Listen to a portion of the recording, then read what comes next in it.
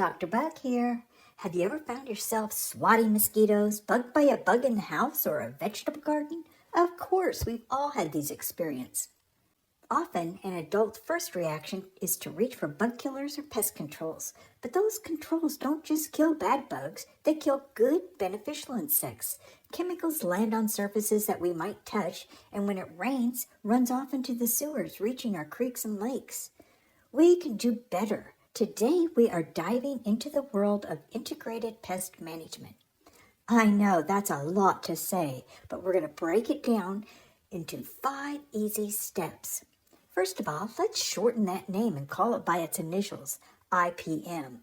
IPM is a way that uses science knowledge and cool tricks to control pests in the very, very least effect on us, our pets, and our environment.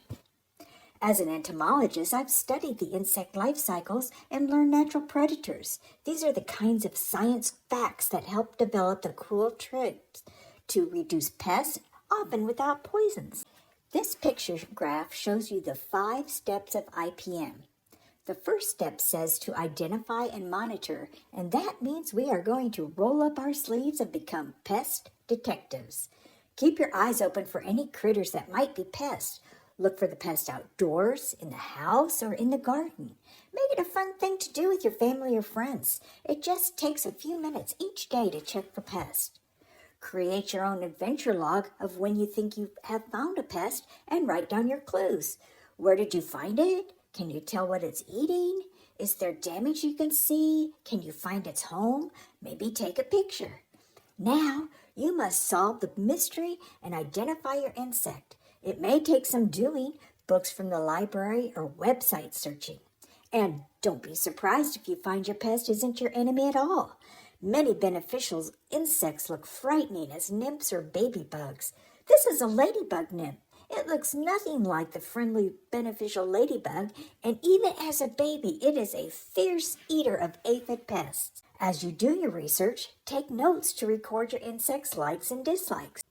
The second step of IPM is to evaluate. Decide how bad the problem is. Is it time to take action, or is it okay to watch and take notes? Some pests cause a lot of damage, and some not so much. I think a little damage is okay because, after all, nothing is perfect. But at some point, you or your family might decide enough is enough. Step 3 is to prevent. No matter the size of our pest problem, prevention should always be considered first. A healthy plant is one of the best ways to prevent pests. Step 4 is the action part of IPM. This doesn't mean you have to use chemicals. You can pick off pests and move them to another site or drop them into soapy water to eliminate. For some small pests, a spray of water from a hose every day might be enough to knock them off and let the plants recover. If your team believes the pesticides are necessary, encourage the adults to take time to look for the least toxic treatment that targets the pest. Step 5 is to check regularly to make sure our bug-busting methods are working to catch any new bug pests that might show up. Remember, even the smallest action can make big difference in protecting our environment. You can be ambassadors for IPM, Integrated Pest Management. Share what you've learned about IPM with your family and friends, and together let's make our homes safer and healthier for everyone, including our furry friends and buzzing buddies. Thanks for being stewards of the planet. Until next time, see you in the garden.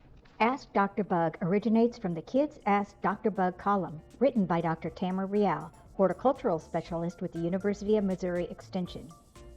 Her column can be found in garden publications, newsletters, and extension websites. Do you have a question for Dr. Bug? Send them to realt@missouri.edu.